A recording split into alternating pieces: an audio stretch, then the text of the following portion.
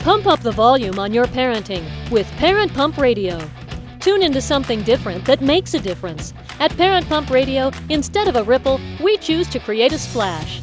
Get energized, get inspired, and get informed with how to parent in the new millennium. With your host and parent coach super guide, Jacqueline T.D. Huynh. Hi, this is Jacqueline T.D. Huynh. Welcome to Parent Pump Radio. Please check the show notes to see how I can help you create cash flow now through real estate investing and leave a profound legacy in life, leadership, and wealth to your loved ones. You'll find links to my website, integrativeminds.com, in the show notes.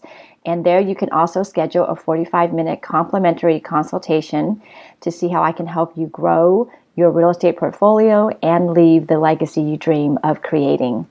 And I would love to come speak at your organization, events, or even on your show. So please schedule a meeting time with me on my website. Our show is available on iTunes, Google Play, Stitcher, YouTube, and syndicated on rethinkradio.org, oneideaway.com, and ARM Radio.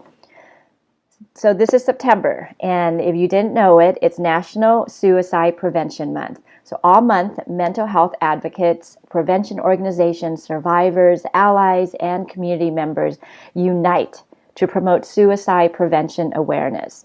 If you didn't know it, suicide is the 10th leading cause of death in the U.S. and is the second leading cause of death for people ages 10 to 24 years old.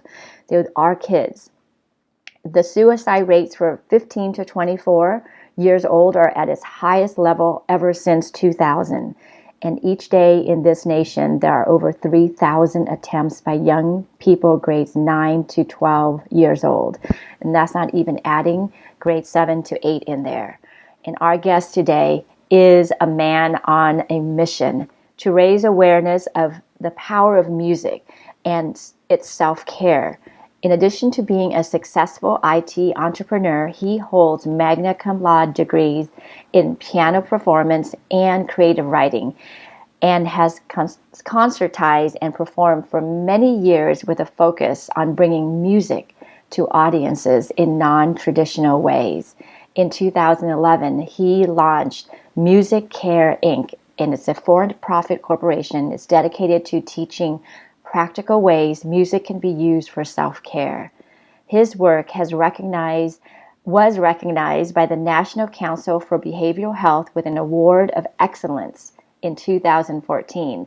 So that's like the behavioral health equivalent of winning an Oscar. And when he talks about music and self-care, he speaks with gentle conviction and from real experience. So ladies and gentlemen, I'd like to introduce you to Bill Protzmann. Hi, Bill. Good morning, Jacqueline. How are you? I'm doing great. So before we get into that, today's 9/11. So I wanted to, for me, pay tribute to the past and put some hope for the future. I want to honor those who perish, all those who put their lives out there to help, and to all the survivors. I'm sending you love and light. Thank you. I join you in that, Jacqueline. I remember that morning because my daughter called and woke me up and said, "Dad, turn on the TV." I remember that morning too. I had a friend who called me the same thing, and they said, "Oh my gosh, you got to turn on the TV." And that was right after the first tower was hit.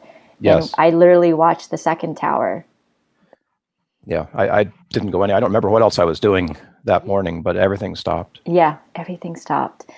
So let's talk about what you do and why it's so important to you. I know you, offline, we talked about you being suicidally ideated. Tell us about that. Yes, the job of a musician, at least the way I view it, is to go deeply into the emotions that are in music and then try to convey those emotions to an audience. So when I'm at the piano, I'm very conscious that that's what I'm doing.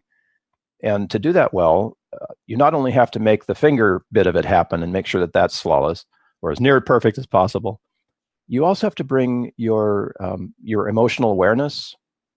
I hesitate with the term emotional intelligence because it's bigger than that, but you have to bring your ability to feel into the music. So every time that you touch a piano key or a guitar string, or if you're playing a brass instrument or drums or whatever, every touch that you make of your instrument is something that's going to reach the listeners at a very vulnerable place inside their head, their eardrum. Mm-hmm. And if I can do the touching of a piano key properly, the emotion that is there with that touch will reach you as it touches your eardrum. And it sounds crazy, but that's how we respond. And it has to be that basic. I mean, later on, you can think about it and say, oh, yeah, that was pretty or whatever. But your body, your system, your physiology has already responded to the sound. And your thought about what that meant, comes much later. So this is such a powerful thing because we're all listening all the time. Even while we're asleep, we're hearing things. And if those sounds are supportive, oh, that's beautiful. But if those sounds are antagonistic, not so much. So this awareness of what music does for us, does to us, is very important. It's crucial. I'm thinking of the book and the movie, Incredibly Loud and Incredibly Close, something like that. It was a 9/11 story. But I love the fact that the sound was right there in the title, because that awareness of sound can be very healing if we use it that way, or it can be terrifying, as it was on the morning of 9/11. Music can change your emotion, your behavior instantly. I mean, everybody that hears the Rocky theme song, like you just want to get up and run 10 miles uphill or something. Exactly. And you hear Beethoven or something, and you just feel relaxed and calm. Yes. Definitely music, sound itself, any sound can jar you or change your emotion. Now, you told me that music saved you from suicide. It did, yes. How did it do that? Music, of course, is a vehicle for these things. And on the evening, which was actually a Labor Day weekend, I don't remember the actual date, but it was post 9/11. So when I felt that I'd really reached rock bottom, which is something that is unique for me because my job is essentially to find the bottom of the emotions that I want to perform for you. But when I felt that in my personal life I had reached rock bottom, the experience was pretty objective. It was like, well, see, I did this, I did that. The kids are grown and gone. I was just sort of checking off the list, right? And I came to a place where it's like, well, there's no more meaning in my life. I can continue to make music and whatever, but it's like, why? What's the purpose here? And I realized that I had a journey to take, and that journey could go in one of two ways. It could either be the end of my life, or it could be something else. And I don't know why, but at that moment in my life, on a Friday afternoon, I sat down in the chair with some headphones and put on a piece of music that speaks to me of sadness. I heard it years ago, and I've learned to play it, and it's Rachmaninoff. Yes. It's this beautiful Etude Tableau by Rachmaninoff, and I just let it play on repeat. I was willing to be present. And what happened, of course, was I started to weep. I just had this flood of emotion, which for me was the emotion that's in the music. And I let that go and let it be as deep as it could be, and just sat there. I don't know how long I was in the chair, but when I woke up, it was full night. The music was still in my head, and I went to bed. I can't say that there's a moment where I thought, no, I'm not going to stop breathing today, because those moments are still with me. And I do choose to keep breathing. But the morning when I woke up, after that deep experience of being, in the heart of darkness, or whatever you want, the shadow, whatever, that work, which came through the music, just allowing that to play within me, I woke up with this new sense of something else, something different, something that wasn't typical for me. And that's something, that little spark, whatever it has been, has kept me breathing since then. So for 12 years now, almost 12 years, that's a beautiful way to allow the experience of music without the thought or the expectations or the whatever else. I mean, clearly I'm happy to be here. I'm glad I'm alive. Yeah. But at that time, there was no requirement to stay alive or to pass away. It was just this place of great sadness. And I needed the music to mind me in that place, to feel it that deeply, to sort of let it wash through me and to transform that emotion. Now, I'm still deeply sad. I mean, there are times where I go there, but that practice of allowing the music to have a deep emotional connection for me. Sounds like a very cathartic experience. It was, yeah. I mean, gently, it wasn't the big wow experience that lots of people like to get, in motivation, but it was a cathartic experience because it gave me a meaning. It gave me a spark of hope, or whatever it is that makes you want to stay in the game. Letting all that sadness go sort of revealed that spark that was there before, and now it's like even more magnified, to want to talk and bring this to you. In our society, we're not supposed to show sadness. Especially for guys, right? For guys, exactly, because that's some sort of vulnerability, weakness. You start bearing it inside, and music, whatever the sound, the rhythm, there's a power to it that is very washing, like a water kind of sense that will help you bring it out. And we really need it. It sounds like it helped you physically, mentally, emotionally, and even spiritually. Tell us how music, the power of music, can do that. So the practice here is one of allowing the emotions to be expressed, but without a need to act out or to take action based on them. And music is a great and safe way to be able to go in and get those deep emotions and bring them up for experience. I think is the best way of doing it. We know from the science that's going on with things like EMDR and other in trauma therapy that if you can reach a point where the memory becomes separate from the emotional charge, then that's a very healing thing. This process, although it doesn't involve a specific memory for me usually, is that it's like, okay, let's go into the sadness for a while and feel what's there and see if there's any new information down there for us. That willingness and a vehicle to make it happen, whether that's therapy, EMDR, whatever, music, drumming, that's a very powerful experience. And it's so simple and so easy, but we often forget about it because music is in the background or whatever. But to make it present and to stay in the moment with the music as it works on us, that's a new discipline for many people. But you can practice and learn it, become very good at it, and it will bless you in ways you can't even imagine. And I use the word blessing on purpose because there's a spiritual component to it too. Definitely. You can get to places, your soul. I like to meditate to music. It helps me get in touch with that place when I have specific music I use. Now, you talk, there's a difference between music therapy and music care. What's the difference? So in music care, you're on your own. You do this informed, evidence-based, holistic practice of using music as a self-care tool is on your own. So in music therapy, you're with a licensed, board certified, credentialed individual who's been through at least a master's degree and sometimes PhD program. And it's a therapeutic relationship. It's a one-on-one. Mm-hmm. And music care can be learned one-on-one as well, but the practice of it, the real use of it, is something you do when you're not with your therapist. Okay. So a therapist said to me at one time years ago, this was very close to the time that I went through that suicide experience. Around that same time, the therapist said, Bill, there aren't enough of us, meaning therapists, to deal with all of the issues that exist in the world. And that's 2007. Things have gotten any better. No, it's actually gotten worse, and it's moved down in an age group now. I have 3 stepdaughters, and all of them have experienced emotions that it took me years to experience. Well, of course, I'm a guy, so it's a little bit different for men than for women. Women are more open to the experience of emotion. But I've watched all of them go through incredible emotional journeys. And yes, some of them are self-harm and things like that. That seems to be the nature of middle school these days. It was, we were just beating each other up when I was in middle school. Now we're the games. It's changed. Yeah. Yes. And by the way, you said something about meditating into music. I love that because I feel a meditation when I'm playing. Yeah. I have that experience. Definitely. And that's lovely. People need to realize that meditation doesn't have to be sitting cross-legged in an Om position. I have friends who, when they're running in nature, that's their meditation. I have people who gardening is their meditation. It's a place of alpha wave. That's what I tell people. Yes. When your brain is in alpha wave and it's just calm, relaxed, and you're not thinking of anything else. It's almost like when you're driving on the freeway and you miss that exit that you were supposed to go and you realize you lost the last 5 minutes or something. Yeah. But you're still there, focused. So, yeah.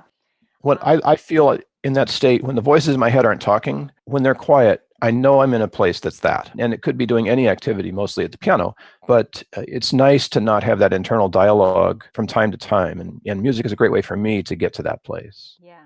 Yeah. You watch musicians who play and they're rocking, they're swinging, and you can tell they're in their own meditative place. Lots of us are introverts. Musicians are crazy people, and in amazing ways. Artists in general, right? All of them, all the amazing stuff in the world. But most of the time, we're pretty private, and there are those, of course, who love publicity and fame, and that's fine. But when you're in the place of making the music, you can get together with people you've never even met before, and start making music together instantly. And that experience, if you're aware of it, is so powerful. I mean, just join up a drum circle someday and just see what it's like. Investigate that, right? Right. Because it opens you in a way that you didn't know you had. Right. And I resisted a long time. Drum circles are like, whoa, I'm not do that. Crystal crunchers and that. But now drumming is like, yeah. There's something very tribal about when you just hear drums only. Connects us too. Yeah. So how can people use music to get ahead in life? Oh, this is a great question. So music is often an intervention, as you mentioned. You put on music to relax or music to help your workout. But there are other ways. So emotional intelligence is a big one on the radar right now. And they're still teaching emotional intelligence like it's a mental process. And I love that because it's an evolution. It's better than not. But emotional intelligence goes way beyond the mind. I mean, every cell in our body resonates to music. And if you want to find out what your emotions really are, you need to turn off the part of your mind that's the prefrontal cortex, the part that's always analyzing. And the only way to do that is to intentionally ignore it. But that's through meditation or jogging or gardening or whatever it is.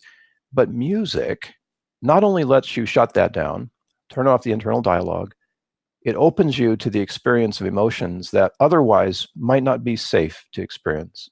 Mm-hmm. We know the cultural thing in America is for guys to hold it inside. There are so many men who have been able to open to their experience of emotion without any danger, but in a way that they've never thought about before, because you can't think about it. Somebody will tell you, "Oh, Bill, you should, get in touch with your feelings."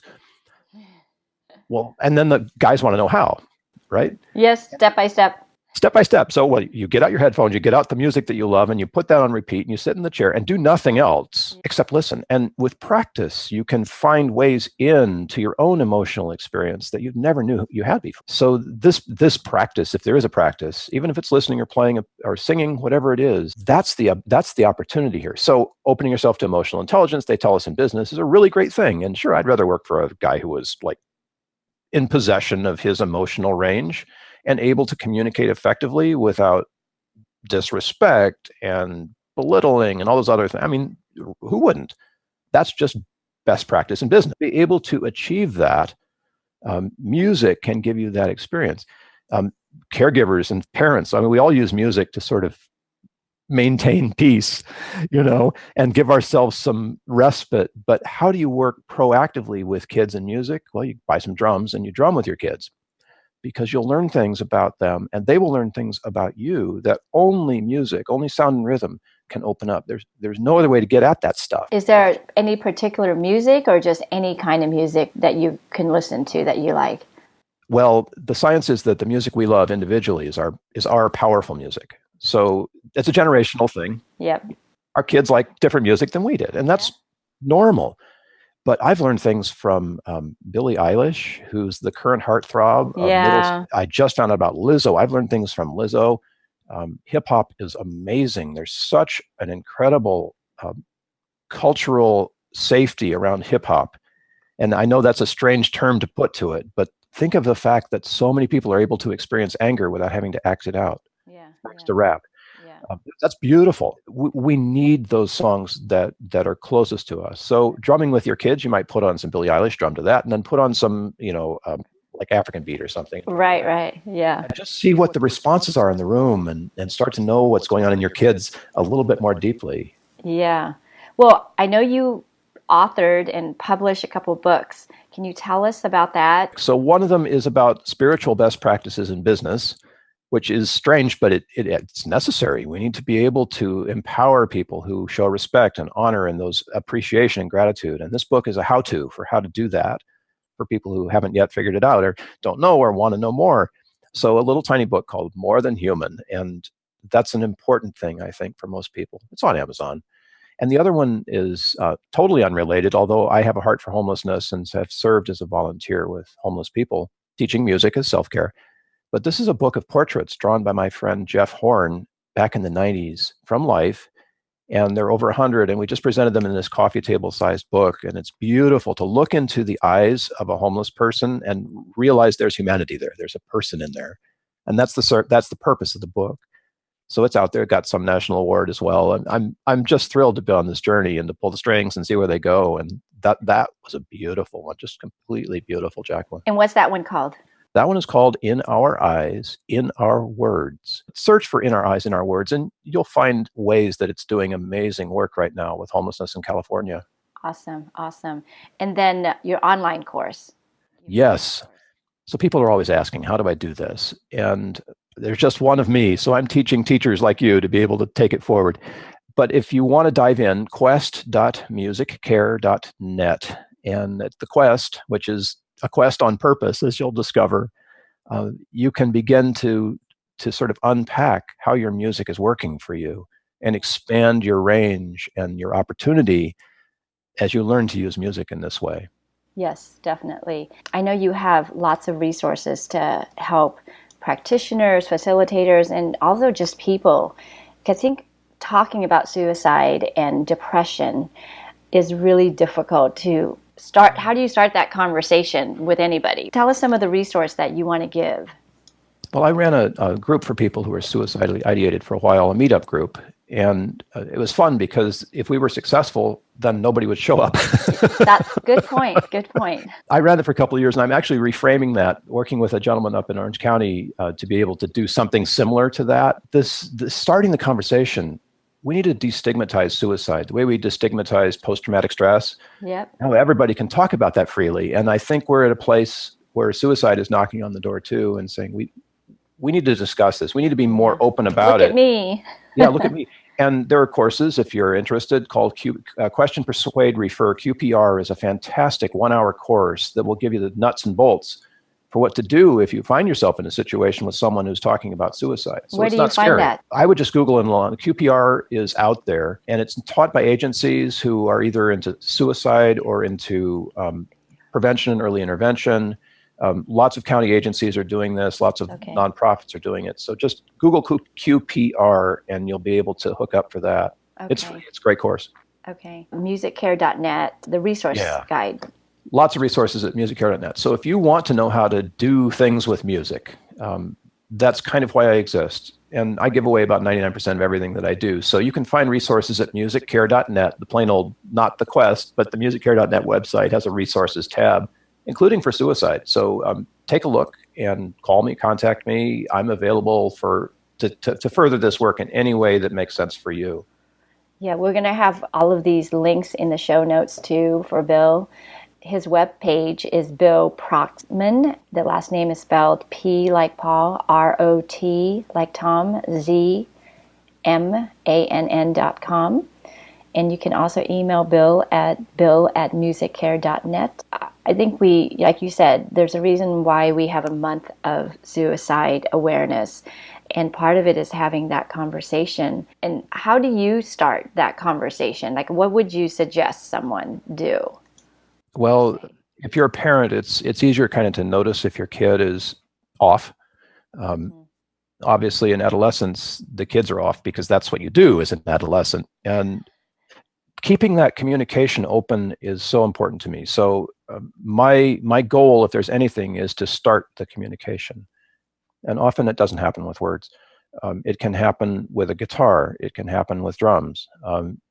One of the things that's cool about our family is that my wife and all the girls sing. So there's this ongoing music that's always happening in the house. And finding the modality, that works best for you as a parent, you're going to use your parental skills and figure that out.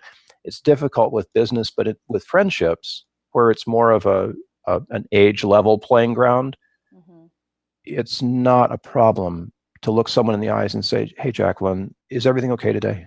We can start conversations as simply as that, and you'll most of the time you'll get a yes. But when I've done that, people remember, and they'll come back and say, "Hey, Bill, can we grab some coffee or something?" And maybe the topic never comes up, but the fact that you showed up is huge. I didn't want anyone around when I was feeling suicidal. I didn't, but I didn't want to call my therapist or anything, but I was very grateful that I had people who reached out in that way. Hey, meet me for coffee, or, let's walk on the beach or something. Do you have a quote for us? One of your favorite quotes? Well, I wish I had something pithy to say, but I'm thinking of 9/11, and so much has been said about that. If there's anything that we've learned from 9/11, it's that change is always happening. And I like to say, change your music, change your life.